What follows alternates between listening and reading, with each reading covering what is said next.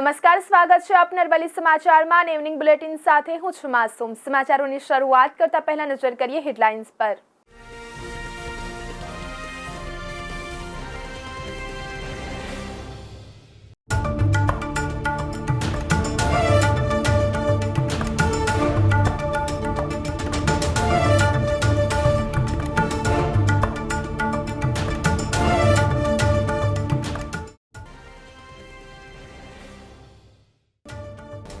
September સુધી રાજ્યમાં હળવાથી મધ્યમ વરસાદની સંભાવના। દક્ષિણ ગુજરાતમાં આગામી 3 દિવસ માટે અતિ ભારે વરસાદની આગાહી।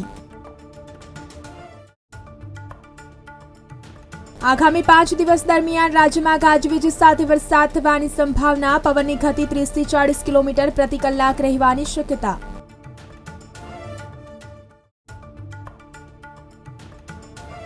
નર્મદા ડેમમાંથી પાણી છોડાતા નર્મદા નદી બે કાંઠે। નર્મદા, વડોદરા અને ભરૂચ જિલ્લાના કાંઠા વિસ્તારોને સાવધ રહેવા એલર્ટ।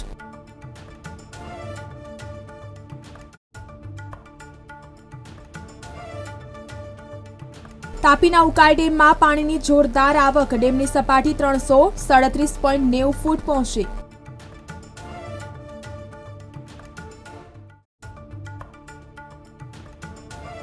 નર્મદા નદીના જળ સ્તરમાં પણ નોંધપાત્ર વધારો થયો। નદીની ભયજનક સપાટી 24 ફૂટ પર પહોંચી।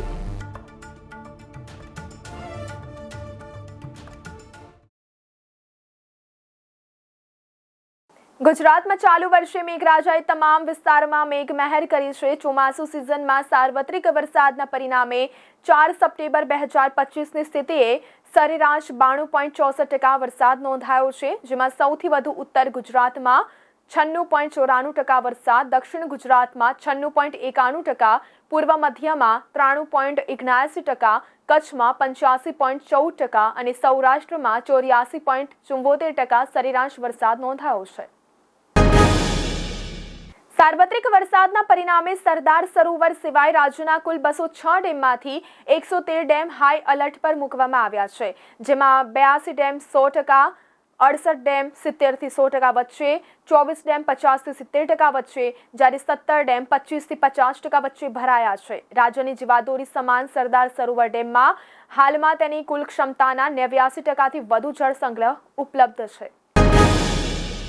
કૃષિ વિભાગની યાદીના જણાવ્યા અનુસાર ગુજરાતમાં નોંધપાત્ર વરસાદના પરિણામે જગતના તાત એવા ખેડૂતો દ્વારા 1 સપ્ટેમ્બર 2025ની સ્થિતિએ સરેરાશ કુલ 96.29% વિસ્તારમાં ખરીફ ચોમાસુ વાવેતર કરવામાં આવ્યું છે, જેમાં સૌથી વધુ 22 લાખ હેક્ટરમાં મગફળીનું વાવેતર, જ્યારે બીજા ક્રમમાં 20 લાખ હેક્ટરમાં કપાસ અને ત્રીજા ક્રમમાં 8 લાખ હેક્ટરથી વધુ વિસ્તારમાં ડાંગરનું વાવેતર કરવામાં આવ્યું છે।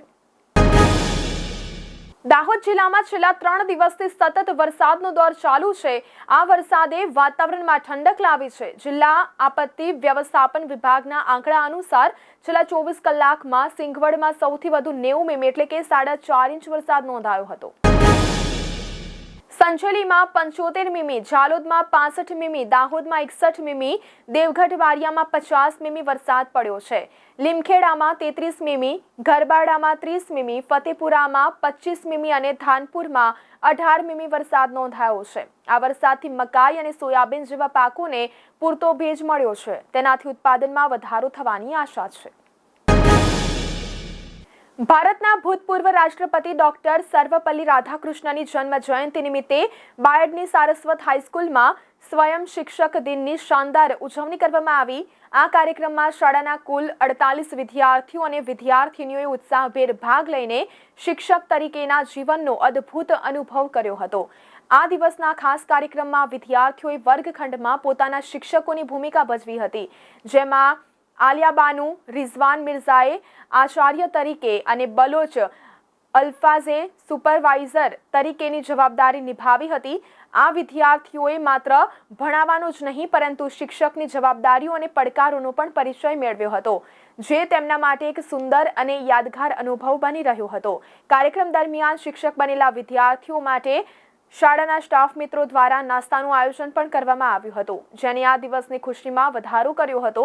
કાર્યક્રમના અંતે વિદ્યાર્થીઓએ પોતાના અનુભવો અને અભિપ્રાયો ખૂબ સુંદર રીતે રજૂ કર્યા હતા, જે દર્શાવે છે કે આ કાર્યક્રમ તેમના માટે કેટલો પ્રેરણાદાયક રહ્યો।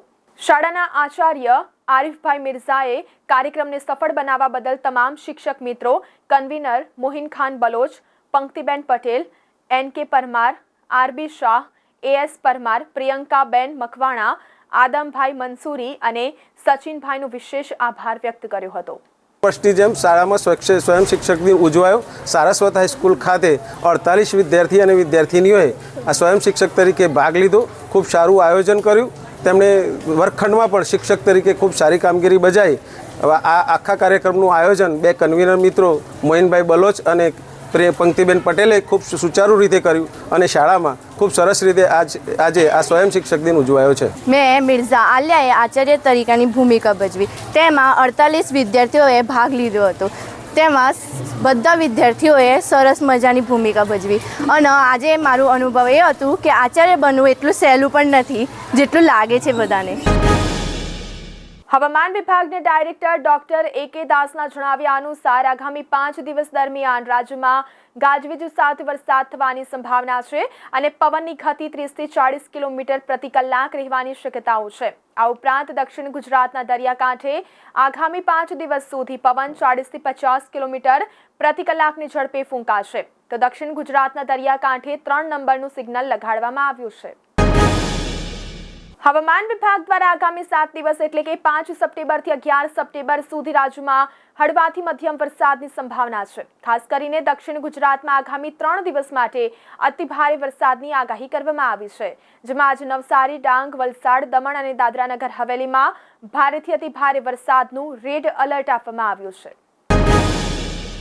મોડાસા તાલુકાના ટિન્ટોઈ ગામે તસ્કરોએ મકાનમાં ચોરીની ઘટનાને અંજામ આપ્યો છે.